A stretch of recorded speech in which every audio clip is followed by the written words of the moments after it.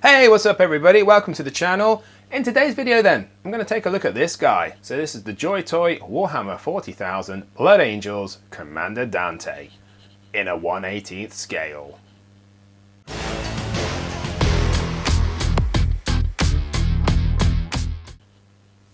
Now this guy dropped a month or two ago, I believe. I think actually mine arrived back in August sometime. But something has happened. So I never intended to jump into the Joytoy line because when I first saw them, they did a lot of, I think it was just Ultramarines releases and it was just generic Space Marines and it didn't really grab me. And then they started doing characters and I picked up Mephiston earlier in the year, which I did actually make a video on. So if you would like to check that out, that would actually help me. That would be cool. I'll see if I can pop that here. And I was actually amazed by what they'd done. I won't leave any spoilers about what happened to it. There is some quality issues, I will give them that. But overall, the figures I think are really cool. And you know, it's your only way of getting an action figure that represents some of your favorite Space Marine characters currently. So when they announced Dante, of course, I could not help myself. As a Blood Angels collector, I had to get him. Not only that, I actually have a backlog now of Joytoy Space Marine stuff that I need to get through at some point. Slight spoiler, it's mostly to do with Heresy. As a Heresy player as well, they've been releasing some Primarchs and I have to say they look wicked. So anyway, I've been going on too long. Let's take a quick look at the box then and then we'll get him out and we'll actually get into the review because everybody's probably left the video by this point, sorry. So the box itself, as you can see from the front, it's got a nice action pose of Dante, sort and slightly reminiscent of what the model itself looks like. If you spin it around to the side, you're not getting much else, just a bit more talking stuff, like words and stuff. On the back though, they've got some cool pictures of him, and it's nice promo shots, and the reason that box just moved is because mine is damaged. I'm not too fussed about that because I don't think I'll be keeping the box. But it doesn't stand up quite as well. As you can see, it's got a bit of a lean on it. But the nice promo pictures give you a nice indication of what comes in the box and just some standard. I mean, he's not even really posing that hard there, is he? He just looks awesome though, even just stood. So I'm really excited about this. And then on the other side, more words. On the top, the Warhammer 40k logo. And that's it for the box then. Nice and simple. Let's get him open and have a look. And here he is then. So our first impressions, he is actually looking really good. I mean, it's quite reminiscent of the box art.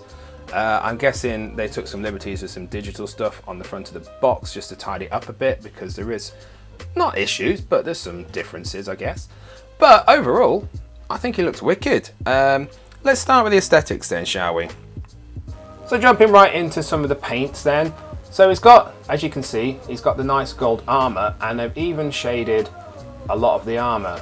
You don't normally get this, I would say, with some of the figure lines, because I'm quite impressed by this. I think I saw it on the Mephiston model, some shading, which took me by surprise, but it's nice to see that they've actually, yeah, some recessed shading across it just to give it a bit more depth. They've done some washes on all the silvers, so a bit of dry brush, a bit of heavy black wash by the looks of it. They've even washed and painted the inside the skulls, which again, for me, I don't know if it's just me and whether I've just had bad experiences, but I wouldn't have expected that. That would have just been left white. But they've done all the wings across the model. They've all got like a little black wash on them, even down here. And again, this is one area that's a bit of an issue because it's, you know, a bit of a scratch. But again, it's not, you know, it's not the end of the world. But again, they've painted the eyes in these skulls. Bit of a wash on that one. What amazes me is the purity seal. So again, you've got the purity seal, which has got a nice red wash, a wash on the red. But they've actually put names all the way down here. They've actually written on to the purity seal itself, giving it a bit of a wash, but they've actually got stuff that's written all across it, which, you know, that surprised me somewhat because that's an extra level of detail I wasn't expecting. And it's obviously made from this little soft plastic, as you can see, which is really cool as well. So it's not going to break, it actually moves quite nicely, so it'll get out of the way if you need it to. All the gems then, so all the blood drops, they look like they've just been painted red, which I'm guessing is over the base colour of a gold maybe to give them that, or they've just used a metallic red. The loincloth here, it's got black underneath, the red on top. There is a little bit of a scuff here which I can't seem to get rid of. I've not tried too hard yet, but there is a little mark there. But you know, he's in a constant war, isn't he? He's not going to have the cleanest of cloths, shall we say. Moving up to the head then, so the death mask of Sanguinius. He is looking like he's screaming and not happy, like it should be. But I feel like they've missed a trick here with some of the shading. They've got some around the sides here, so there's a little bit of a darker gold there that they've obviously used everywhere else to give it some shading, but they've not done anything around the face area, so they've not dropped something in just to bring out those features a bit more, which surprises me considering some of the effort they've gone to with some of the other stuff. But the eyes, they've actually tried to paint and make glowing, so they've painted them a green by the looks of it with a white on top to try and make sure they look like they have power in them and that they're glowing a little bit. And then the name escapes me for the bit that runs around his head here in the green, but as you can see, it has also been painted green with a light dry brush of a lighter green over the top just to give it some depth. And then you've got this halo, which is softer plastics again. It doesn't look like it's had much shading on it, I don't think. I can't really tell. No, it doesn't look like it from here. Oh no, there's little bits I think. And then you've got some more cloth here, which if you can see again, there is some sort of inscription along it. Not as detailed or as coloured in as these ones, but there is something on there, so they've obviously gone to the effort of either sculpting it. I can't tell if it is sculpted in. I think it is actually sculpted into the plastic. Again, soft plastic. In fact, that actually looks like it pulls out, but I don't know if I want to do that and break it. No, let's just leave that there. Let's, but it does look like it kind of pegs in there, but I can't push it in or pull it out, so I think it's actually glued in half into his head. So let's leave that there before I break it. Quickly looking at shoulders as well, so we did a quick glance at them, but there's shading on the gold, shading on the wings, and they've even done a nice sort of gradient on the red here.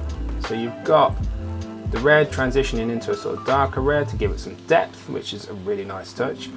And they've got his name on his shoulder pad, just so you know it's his, so you know who he is in case you forget. And also if he happens to forget his own name, he could look into the mirror and remember his name is Etnad. So that's it for the aesthetics on Dante himself. I'm actually quite impressed with that so far. There's little niggly bits, but I'm actually impressed with some of the effort they've gone to overall. Taking a quick look at the accessories then. So Joytoy like to keep it nice and simple, so you don't always get too much. I think with Mephiston is literally a change of hands, his pistol and his sword. And I'm not knocking that. I think that's a great way to go, because more often than not I do find myself having lots of accessories with the figures I'm collecting, and I just tend to put a lot of the stuff in a box to keep it safe, and then now and again I might update the poses, but more often than not they live in a box. So this is quite refreshing in a way, to be honest. Let's start with the jump pack then. So of course Dante is going to come with a jump pack because that's what Dante does. And looking at it, it's in the same gold. It's a solid plastic.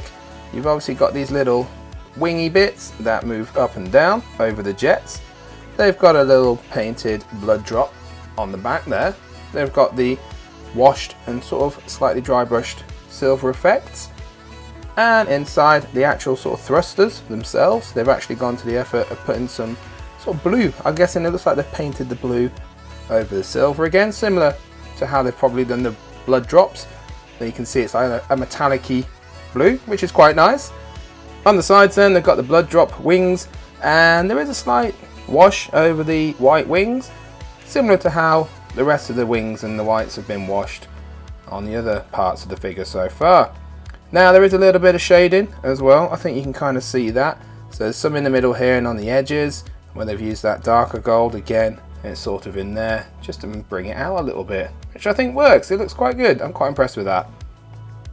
He also comes with the Axe Mortalis, and again, I'm looking at it, it's very similar paint wise. They've done the dry brush silver, like a heavy wash over the silvers with a nice silver dry brush over the top. They've painted the power nodes to try and make it look like a power axe, so to try and make it look like it's actually activated, there's little bits of blue sort of dotted around, which is a nice addition. And again, similar with the whites amongst the rest of the figure, they've done like a little wash in between all the feathers. They've painted the eyes and the skulls, or the sockets, the eye sockets. Skulls don't have eyes, do they? They have eye sockets. But they've done them black, and actually, there is a bit more shading on this side, but not to, I'm just noticed that. It's nothing amazing, nothing to really write home about. Just noticed that there was a little bit more shading on this side than that side. But come down to the handle, it doesn't look like they've done really any kind of recessed shading along the handle there, but again, it looks fine. And you've got your golds, and it's a nice solid plastic. Again, no soft plastics on that bad boy. And of course, you've got the Perdition pistol, or pistol for Perdition. I can't remember which way around it is. Is it actually the name of it, or is it just the type of pistol it is? Either way, it's a melter pistol, isn't it?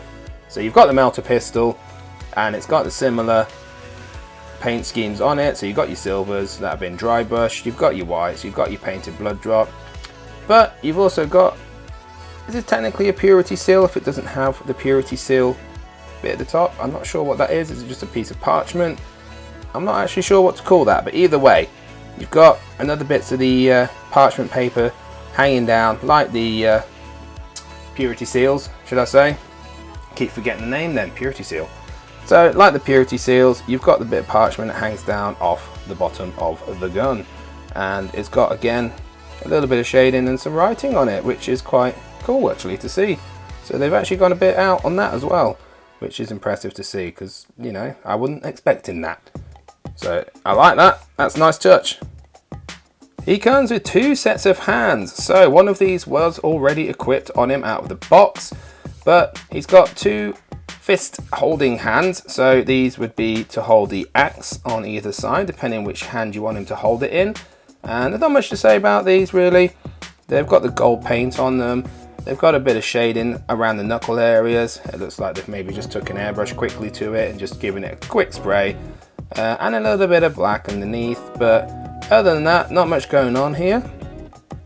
And then the other set of hands are the trigger hands. So again, you've got a left and a righty for these, so you can have him holding the pistol in each hand, or whichever hand you want him to. And then again, they've gone and they've airbrushed a darker gold just across the knuckles there. That's all they've really done on these. Again, you got a bit of black on the inside of the hands. Bit of it's worn away, but again, that's just going to be where you'll be holding the pistol anyway, so it's not like you're going to see it. So they're looking all right, not too bad.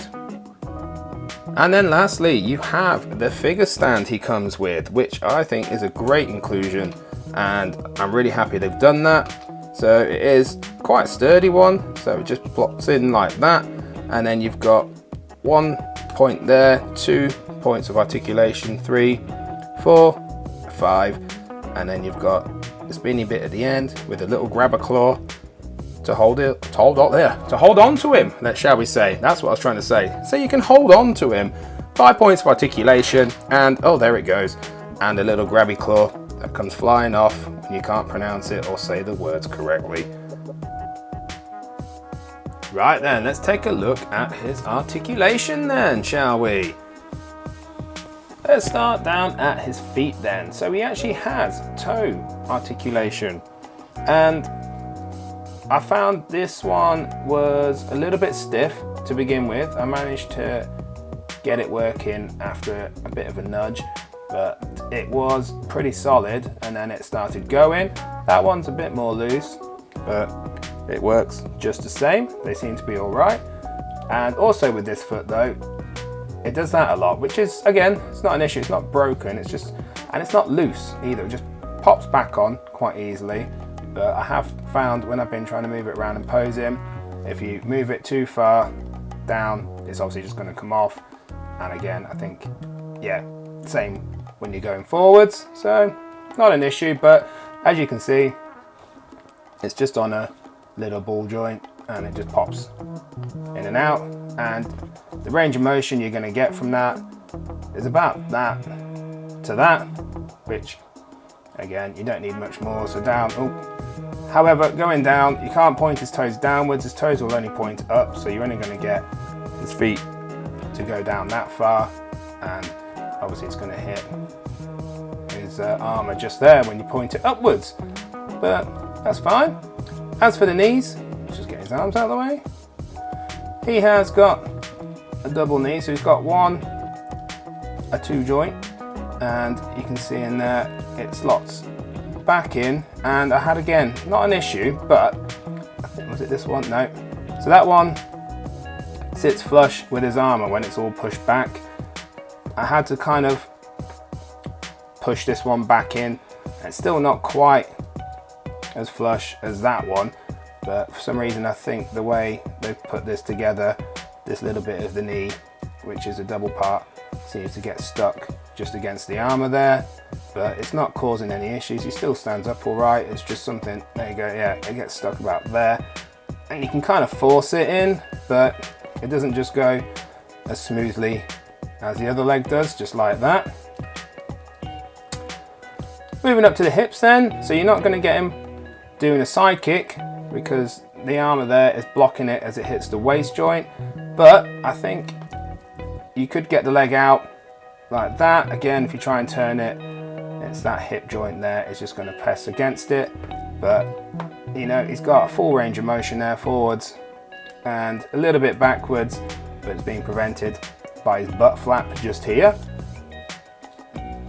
Whilst we're on the subject, so the midsection here, so this crotch piece and his belt piece is all one piece from what I've found out. So this is all soft plastic, as you can see, which is, I think, is glued onto it, but his whole sort of nappy diaper thing is all attached as one piece. So the belt, the butt flap, his crotch area, and all of this just kind of sits loose and hangs, and it can move around, which I'm guessing if I wanted to pull it apart, I could probably pop the joint off of his torso. I don't want to do that because I'm scared of breaking it, but I'm pretty sure if you had to or needed to for any reason, you could do, and then this would all just come apart, I think. Oh no, wait. No, it looks like the leg joints actually feed through it, so I think they are actually attached to, well, like a little hole. It's hard to tell actually. Never mind, yes, anyway, that is all one piece, and that sort of sits floating above the joints, which brings us to his abs then. So he's got a ball joint on the abs, which again sort of connects to the upper torso here, and it's got a bit of flex side to side. As for an ab crunch, he's going that far down, and if he's going back up, he's going about that far up. So not much going backwards, but again, if you have his backpack on, probably, actually no, we'll do that in a second. He's not going to be looking far up, but he's got a fairly decent ab crunch, I'd say, and a little bit of movement around there. When it comes to the arms then, so these shoulder pads are held on with, there's a little ring here, and it's a soft goods that attaches, I think it must be, looks like it's glued maybe to the inside of the shoulder pad, and it's just attached through the peg that attaches the arm to the body. So if you wanted to remove these, again, you could just pull the arms out, take them off, and then do whatever you need to do if you have to do that. Not sure why you would, but maybe you want to customize it. And oh yeah, actually, yeah, because if you're a painter like myself, actually, yeah, maybe you'd want another one, and you can paint them in different colors. But other than that, yeah, it just looks like it should be quite an easy removable part. Whilst we're on the arms then, up here at the shoulders, so there's a slight butterfly joint. It comes forward, but it doesn't really go backwards. So that's all you're getting movement wise out of that shoulder joint there. It will just come forward for you. And then you've got a slight cut just up here, which there isn't much movement, and it's very tight. I don't know if you can hear that. It's, yeah, very tight very noisy. I don't know if it's meant to go much further than that. I feel like it should spin all the way around, but it's not one of those things I want to really press the matter on at the moment. It's happy. I'm happy. It's happy. I'm happy with it going that far. I don't need him to move too much when I pose him. He's not going to be overly dynamic. He is a Space Marine, so he doesn't need to be doing cool, crazy poses. He just needs to be able to murder some chaos filth. But that brings us down to the elbows. So he's got a double elbow. Oh, there goes his hand. Oh yeah, speaking of which, the hands are just on a ball joint. They pop in, nice and easy, and they rotate. But there's not much movement, so you've got hindrance against his sort of, are they greaves? Is it greaves when it's on your arm? So the forearm armor, greaves? Am I saying that right, or is that the legs? Which one's the greaves? Either way, the forearm and the wrist here prevents it from going out any further, but you know, again, not going to need to. It comes in nicely, spins around, and you've got some up and down movement. But going back up to the elbows then, before I was really interrupted by that hand flying off, we have got a double elbow. So it goes once and, if I do that joint first. So it's kind of hard to get it to go because of this shoulder pad being in the way, but believe me, it is there. And this little elbow pad, I think, is glued in and attached to the joint itself. And then up to the head then. So I think he's just on it's just a single ball joint there. Just pops in and out quite easily. And so it just means you're going to get full range of motion spinning around, so you can do the Exorcist. And he goes side to side quite nicely. And that's about as much as he's looking up and looking down. And as I alluded to earlier, I was looking at this again, so it does look like it's glued in. Mine doesn't look like it's been pushed all the way in to the head. So I did try to remove it, but it doesn't seem to want to come out without some serious force. So I think I'm just going to leave mine like that for now, until I get really bothered, which I don't think I will, because I can't push it in and I can't pull it out easily enough. So I'm just going to leave mine as it is. But that's it for articulation then. Now, what does 1/18 mean in terms of scale when it comes to this range? What that means is Dante stands or comes in at about 4 3/4 inches high, so 4 3/4, let's say. Pop that backpack on, and it takes him up to about 5. And with that halo, obviously he's hitting about 5-ish. But I'd say, yeah, on his own, about 4 3/4. But what does that mean in comparison to other lines? So this is what he's going to look like next to a Marvel Legends Spider-Man, an SD Unicorn Gundam, SH Figure Arts' Goku, and a Mega Man X Nendoroid. And if you happen to collect McFarlane toys, this is how he's going to look next to a Chaos Space Marine and an Imperial Guard Cadian, or Astra Militarum Cadian, sorry, showing my age there a little bit. And finally, here he is next to Mephiston himself. So he gets to join him on the shelf, looking rather cool. And a little lie I might have told at the start there. So when I said I didn't get into this line until Mephiston, actually, I forgot I had a random Blood Angel Intercessor, I think he is, isn't he? Yes. That I bought, I don't even know how long ago now. But I found out that you could buy them singly at one point, and I just happened to purchase this one off to see what they were like. And for some reason, I never got into it any further than that until they started doing the characters. And here we are then. And just as one last little comparison, here he is next to his own actual model from the Games Workshop range. That about does it then for this review. I have to say, I'd probably give this guy like an 8 or 9 out of 10 maybe. I think overall, I think it's a great figure. I mean, like I said before, it's the only way you're going to get hold of an action figure that represents one of the characters from Warhammer 40k currently. Whether that changes in the future, who knows. But for the way it's made, some of the effort they've put in, I think it's a really solid figure. And if you can get hold of it still, go for it. I grabbed mine from, I think it was cooltoysclub.com, and if they've still got them in stock, if you're in the UK, that's the best price I found at the time. I would highly recommend getting it from them if you can, but there are other places. If not, just have to do a little shop around. But yeah, I would highly recommend it. I think it's a great figure. I'm really pleased with it, and I can't wait to get it on my shelf.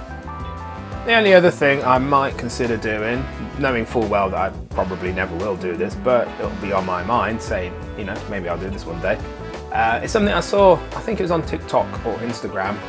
Somebody either used, I think it was streaking grime or another type of paint where they did their own wash. So they kind of just filled in some of the areas that were missing. So for me, it would be kind of the death mask of Sanguinius that maybe needs a bit more shading. But not much really. I think other than that, it's a pretty solid figure, like I said. So I can't sing its praises enough.